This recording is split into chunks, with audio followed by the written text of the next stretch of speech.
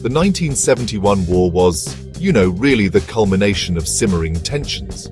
East Pakistan, which was geographically separated from West Pakistan, felt increasingly marginalized over the years.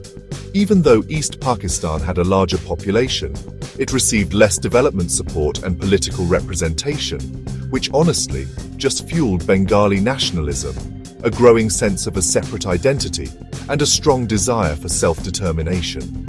Language, too, became a major flashpoint. In 1948, Urdu was declared Pakistan's sole national language, sidelining Bengali, which was actually spoken by the majority in East Pakistan.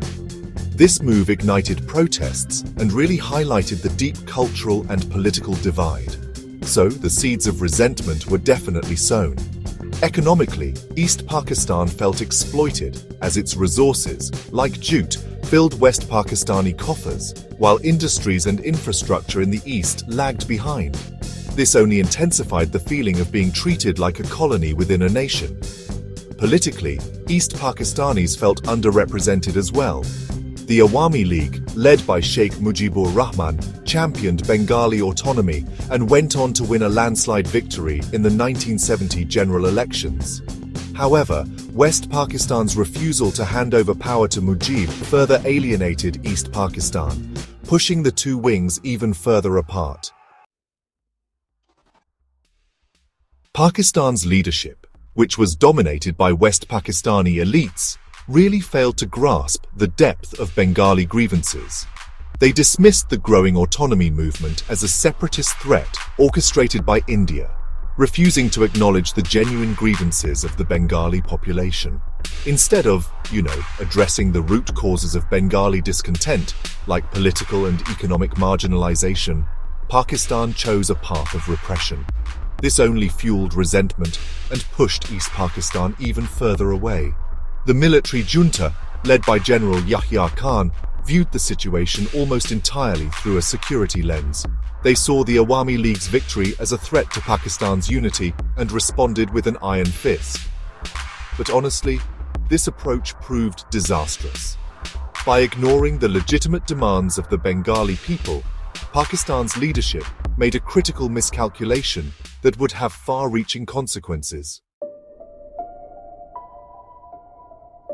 On March 25, 1971, Pakistan launched Operation Searchlight, a brutal military crackdown aimed at crushing the Bengali independence movement.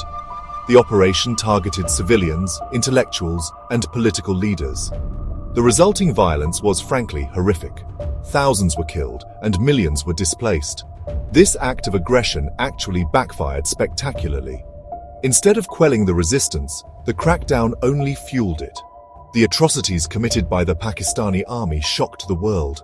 Images of the violence and the plight of refugees fleeing to India galvanized international opinion against Pakistan. The crackdown also gave birth to the Mukti Bahini, a guerrilla force made up of Bengali civilians and military personnel determined to fight for their freedom. The conflict escalated rapidly from a political struggle to a full-blown war for independence. Pakistan had really hoped for support from the United States and China, its Cold War allies, in the event of a conflict with India. However, this expectation turned out to be a fatal miscalculation. Both countries, preoccupied with their own strategic interests, refrained from intervening directly. The United States, bogged down in the Vietnam War, provided only limited diplomatic support to Pakistan. China, while sympathetic to Pakistan's position, was unwilling to risk a confrontation with India and the Soviet Union. On the other hand, India had managed to secure a strategic alliance with the Soviet Union, which effectively neutralized any potential intervention by the United States or China. This diplomatic masterstroke by India left Pakistan isolated and vulnerable on the international stage. Pakistan's military strategy was based on the assumption that a swift, decisive strike against India on the Western Front would force a stalemate. They believed this would give them enough time to consolidate their hold over East Pakistan. This plan, however, was flawed from the outset. It underestimated India's military capabilities and honestly overestimated its own. India, anticipating Pakistan's moves, had prepared for a two-front war. When Pakistan launched preemptive airstrikes on December 3, 1971, India responded with coordinated counter-offensives on both fronts. The Indian Air Force quickly gained air superiority, crippling Pakistan's ability to reinforce its troops in the east. The much-vaunted Pakistani armored thrusts in the west were effectively countered by Indian defenses. The Pakistani plan had completely unraveled.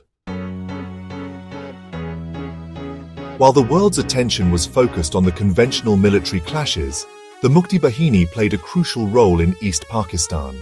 They disrupted Pakistani supply lines, gathered intelligence, and conducted guerrilla attacks.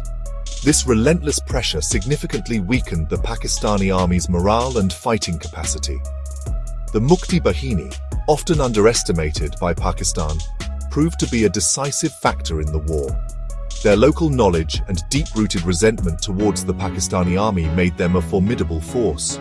They effectively controlled vast swathes of the countryside, making it difficult for the Pakistani army to operate effectively. The Mukti Bahini's contribution to the liberation of Bangladesh remains a testament to the power of popular resistance. The Pakistani army in East Pakistan, facing a two-pronged assault from the Indian army and the Mukti Bahini, crumbled rapidly. Their morale was shattered, their supply lines were cut off, and their leadership was in disarray. Within 2 weeks of India's intervention, the Pakistani army was surrounded in Dhaka, the capital of East Pakistan. On December 16, 1971, Lieutenant General A.A.K. Niazi, the Pakistani commander in East Pakistan, signed the Instrument of Surrender, marking the birth of Bangladesh as an independent nation. The fall of Dhaka was a humiliating defeat for Pakistan and a testament to the combined might of the Indian Army and the Mukti Bahini. The 1971 war was marked by several unexpected turns of events. India's swift and decisive military victory took many, including Pakistan, by surprise. The Pakistani leadership had grossly miscalculated India's resolve and military capabilities. The United States, despite its close ties with Pakistan, refrained from intervening directly, a major blow to Pakistan's hopes. The most unexpected outcome was, of course, the loss of East Pakistan and the birth of Bangladesh. This was a strategic and psychological blow from which Pakistan would take years to recover.